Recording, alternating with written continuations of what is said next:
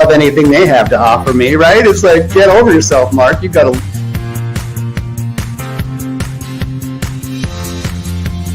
I believe if we could be indivisible, we would be indestructible. And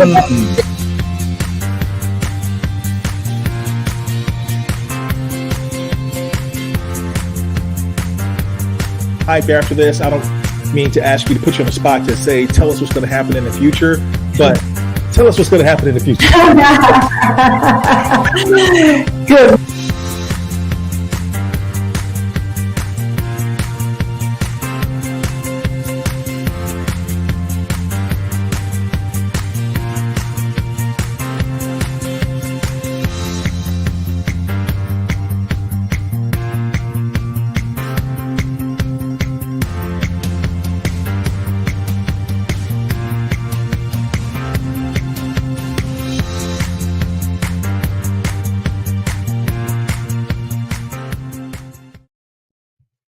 Hello, everyone. I'm Eddie Turner. Welcome to Keep Leading Live. I work with leaders to accelerate performance and drive impact. And Keep Leading Live is dedicated to leadership development and insights. Please, if you are joining us live, tell us who you are. Tell us in the chat. We'd like to have an interactive conversation. We know it's in the middle of the workday, but if you're available to listen to our guest today, we'd love to have you tell us who you are and where you're located. And people are joining us across LinkedIn, Facebook, and YouTube. I don't always see everyone who's coming in. Sometimes people tell me afterwards I missed their comment. But if I see it, I will certainly acknowledge it and bring you into our discussion. It's also possible for you to go ahead and hit the share button and share this in your feed so that your colleagues can see us live and or join view the replay when it's over. Today, I want to tell you all about or introduce you to one of the few men that actually, when I look at his wardrobe, it makes me jealous. This man is one of the most dignified and sophisticated gentlemen you will ever meet. He's a certified speaking professional and a member of the Hall of Fame for speakers. I'm talking about none other than Simon T. Bailey. Simon T. Bailey is a beacon of transformation and personal development by guiding individuals and organizations toward peak performance and personal fulfillment. He's recognized as Success Magazine's on the top 25 for Success Magazine. Leaders Hum in 2023 recognized him as one of the top 200 leaders on the Power List. Gotham Artist Keynote Speakers List has him ranked in the top 25. He's written 11 books. He's produced 14 groundbreaking courses on the LinkedIn learning platform that have been translated into 8 languages and consumed by over 500,000 professionals in more than 100 countries. Ladies and gentlemen, I am so excited to welcome Simon T. Bailey.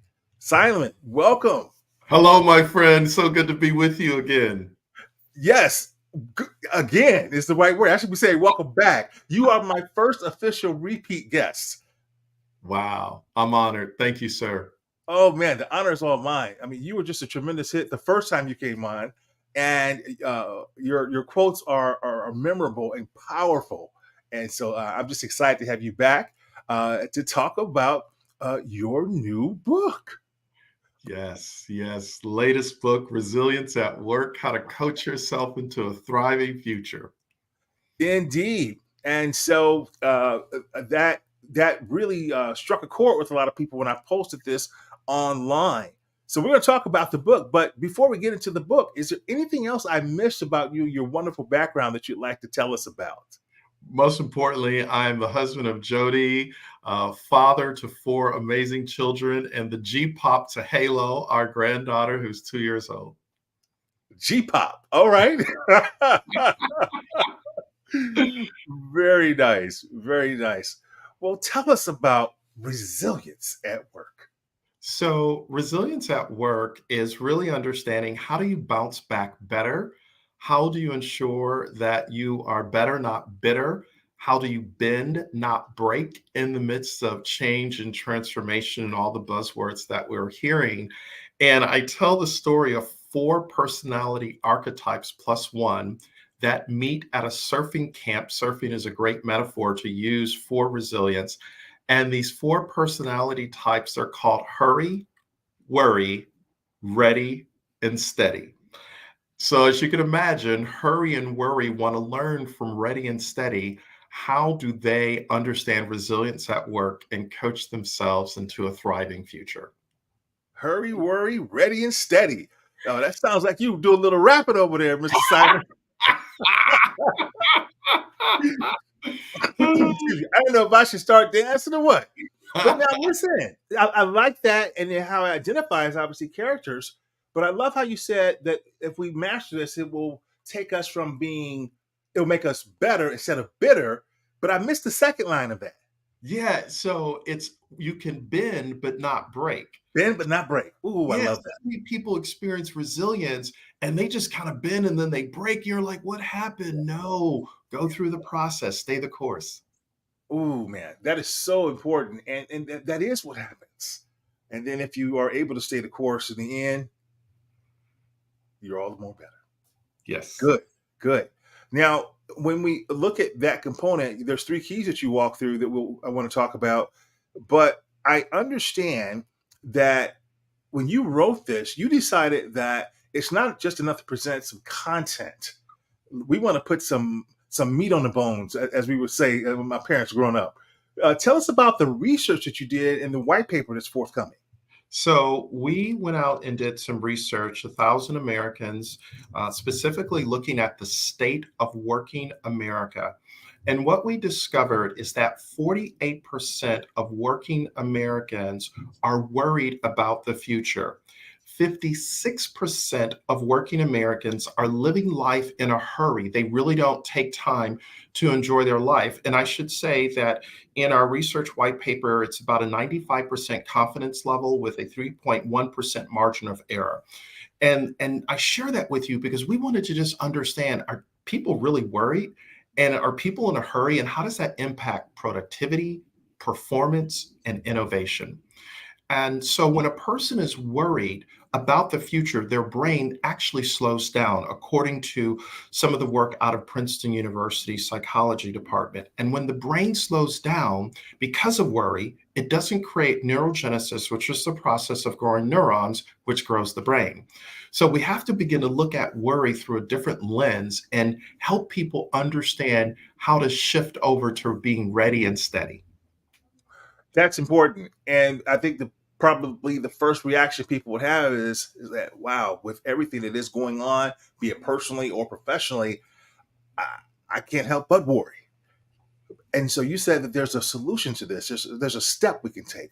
Can you give us Yeah. just one thing, if I'm a warrior, that I can do? Yes. So thank you for asking this particular question. One of the things that we introduce is this process that I work with a clinical psychologist, and it's the question of what do you want for you? And the reason that becomes the question that's kind of like the control alt delete question as it relates to worry, because so many times we're focused on everyone else. But Eddie, when we step back and say, what do I want for me? You're inviting yourself to be a part of the solution to your breakthrough. Wonderful. And the computer guy and me and the generation that you and I are, I love the control alt delete, the reset for our younger audience members. That is definitely what that refers to. I love that. Thank you very much, Simon. And speaking about our younger audience members, some of your research, I understand from the book, really circles around this idea of generations. Yes.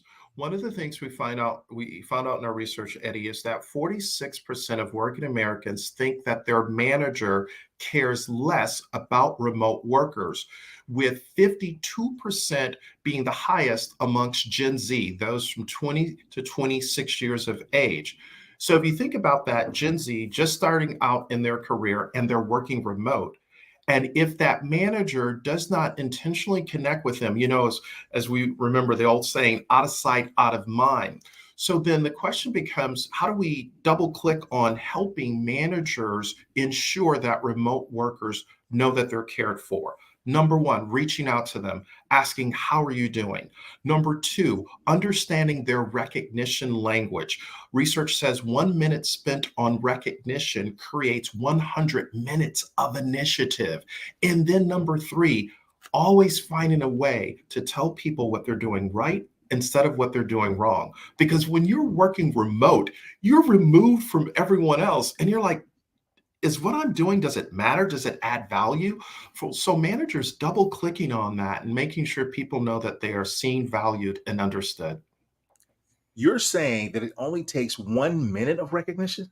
1 minute, 1 minute of recognition, appreciation, value that fills their cup, feeds their soul. All of a sudden, Eddie, I know that you just recognized me for doing something right.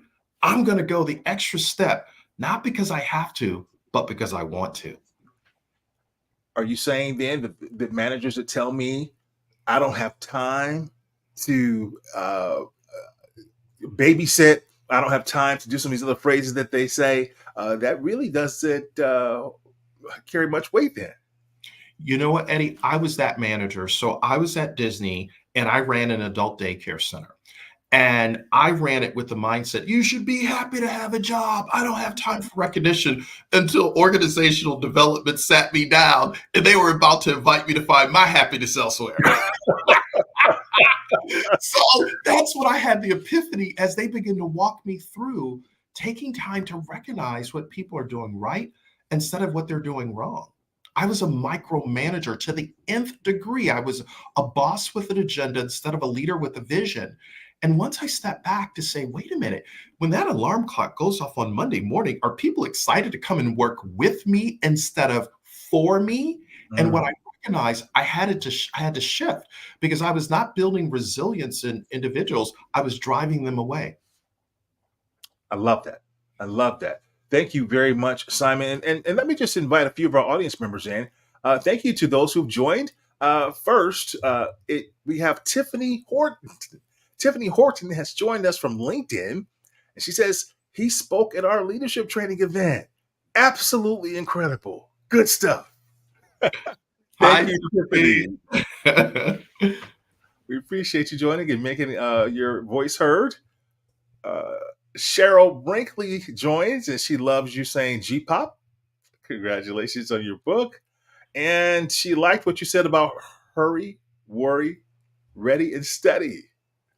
And your quote about bend, not break. And finally, Cheryl says, oh, she's summarizing what you said. Oh, Cheryl, she's doing some great work for us. Cheryl, what do you want for you? Huge question that you asked. And she says, happiest place on earth, adult daycare. What a turnaround in thinking. We appreciate that. One final person whose ID is not shown, but they are coming to us from LinkedIn, echoes your words.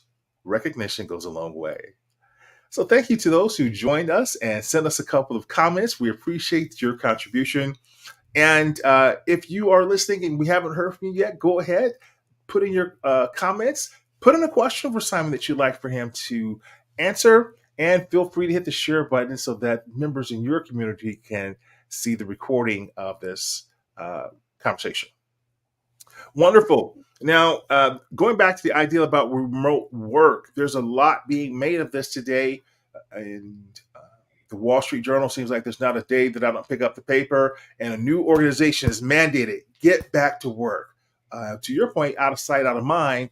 And there's been conversation about how all of the virtual meetings are breaking the vibe, as young people would say, that you're not able to build that community. You're not able to build the cultural norm because so many people are away. And so it sounds like this idea of resilience at work really gets to that. Yeah, it really invites people into a conversation to say, okay, we are demanding that people come back to work, but is there an opportunity that when they come back to work, we also give the option to work from home or to work hybrid.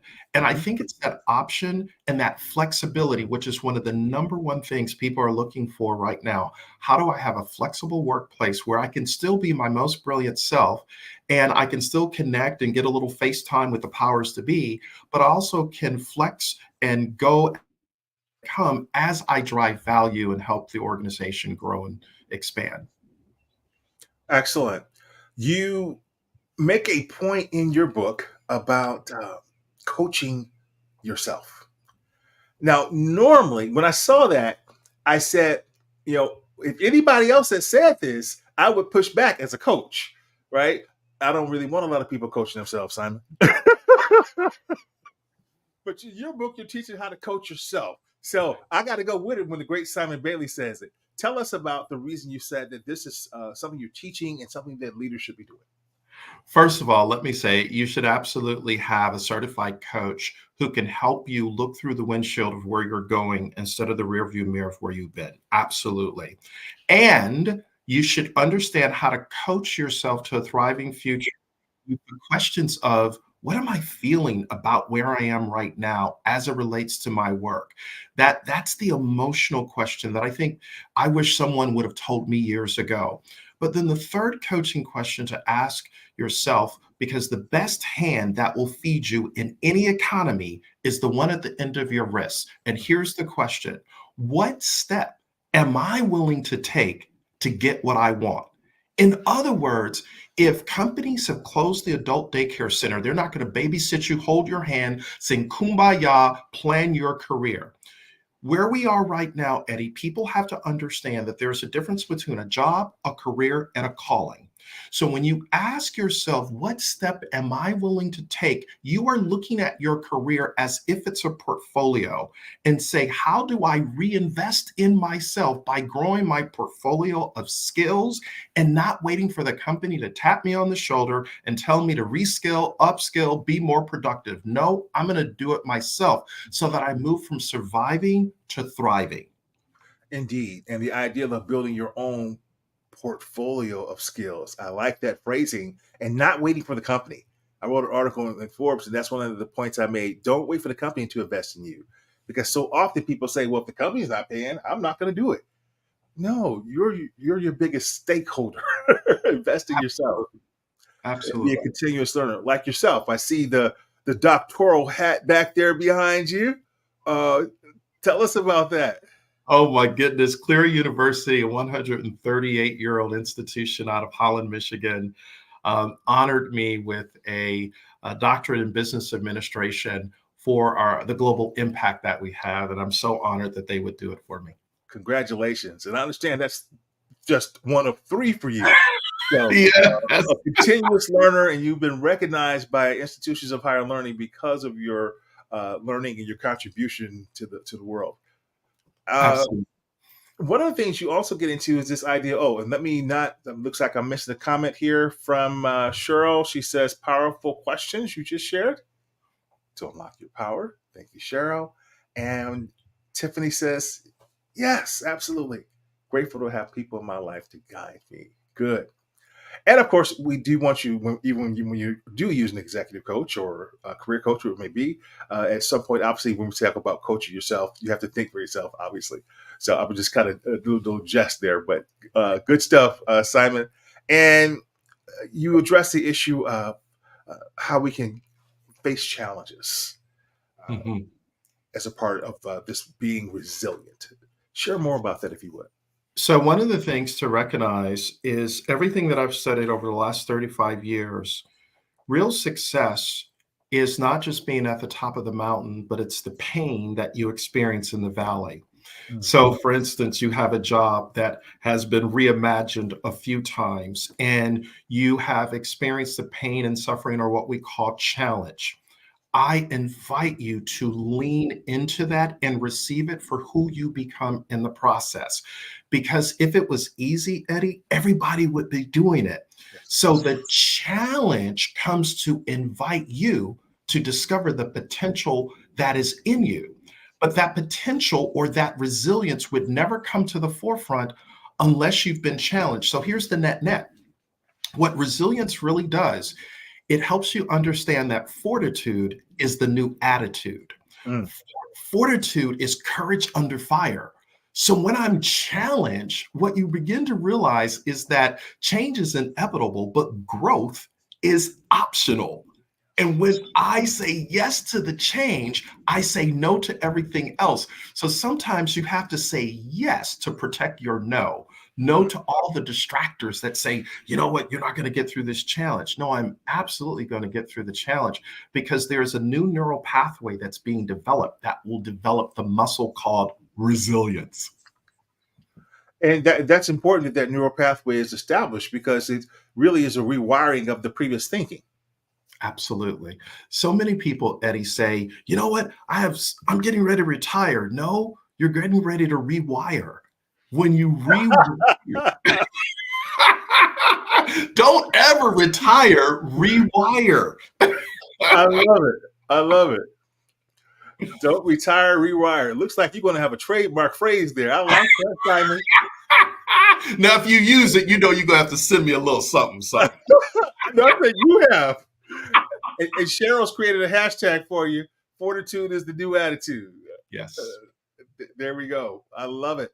Now, you are also, if someone were to look at your catalog of books, those 11 books, they'll see one word from the beginning is a thread that goes through. And that word is brilliance. That word has special meaning to you. And even in your newsletter, you address people with the phrase, oh, brilliant one. Tell us about the meaning of that word to you and how it made you the world's leading expert on brilliance. A number of years ago, 25 years to be exact, my mentor said to me, you weren't born to fit in, you were born to be brilliant. And he was the first person that had ever said that to me. And I was playing small. And so literally, I just went on a journey of just trying to understand brilliance. So Dr. Howard Gardner, professor of education at Harvard, did some research. And what he discovered is that children up until the age of 4 are operating at the genius level. Same group of children studying in their early 20s, and only 10% were operating at the genius or what I call the brilliance level.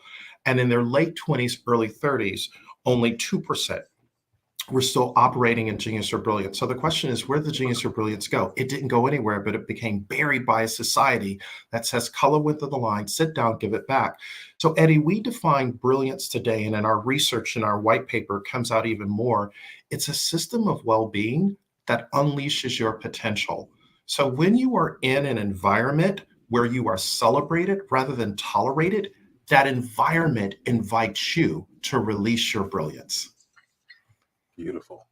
And I understand you have the new Brilliance U that you've started. Yes.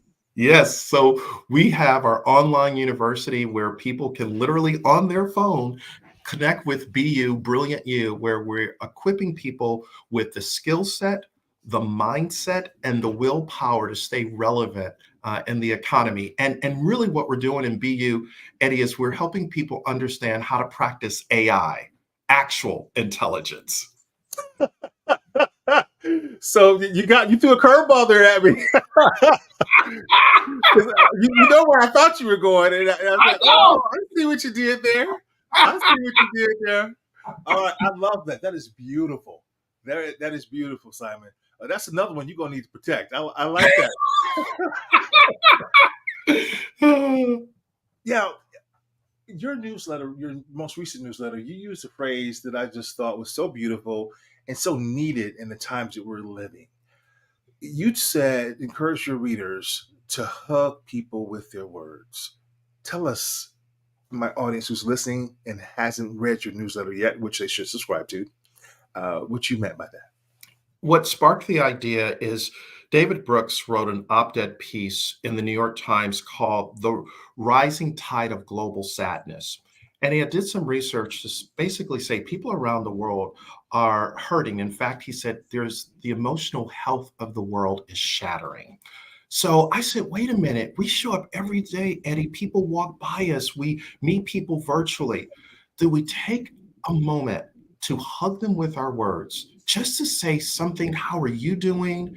Oh, you look nice today. Thank you for holding the door, asking them their name, just taking a moment to see another human being. That might be the kindest thing they've heard all day long. We all can do something because everybody may be dealing with something that we don't know about. Could we just hug them with our words? That is so beautiful. So we're gonna make that. I usually end my show with my saying, but I like that. We're gonna encourage everybody who's listening to us to go out and hug somebody today with your words. That's beautiful. Simon, I could talk to you for another hour. Uh, I am just so excited that you came and joined me again on my show. What's the one takeaway, if people don't remember anything else of all the brilliant phrases you've left us with, that you want everybody to remember? What allowed Hurry and Worry to shift their thinking was ready and steady, encourage them. So here's the takeaway: encouragement is oxygen for the soul. Who can you encourage today on this journey called life? Beautiful. Beautiful. Tiffany Horton has weighed in again from LinkedIn. And thank you for staying with us through the duration, Tiffany. She says, you two are great. Simon is great. I love it. Thank you, Tiffany. We appreciate that. And Cheryl echoed in. Tiffany Horton. I know, right? Beautiful. IKR and fire. Excellent. And tell us your favorite leadership quote that helped Oh, you to keep leading.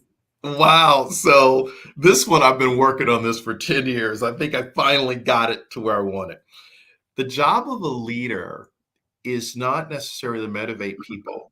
The job of a leader is to invite people on a journey to find the leader within themselves while they're taking a walk with you. Mm. Yes, I like that. I like that. Thank you very much, Simon, for being here with us. And where can my listeners learn more about you? Yep, they can go to Simon T. Bailey, T for terrific, bad joke. It was right there. It was right there. Simon T. You Bailey. hit that part. SimonTBailey.com. So visit simontbailey.com. Follow him on LinkedIn and all the social media where you find Simon. Subscribe to his newsletter. Pick up a copy of Resilience at Work, and you will truly be enriched all the better for it. Simon, thanks again for being here on the Keep Leading podcast to join me. Thank you. And thank you, everyone. That concludes this episode of the Keep Leading podcast. I'm Eddie Turner, the Leadership Accelerator, reminding you that leadership is not about our title or our position. We can lead from wherever we are in an organization because it's about activity. It's about action. It's not once you're a leader, you're always a leader. It's not a garment that we put on and take off. We must be a leader and allow it to emanate from our core, from everything that we do. So no matter what you're doing, always keep leading.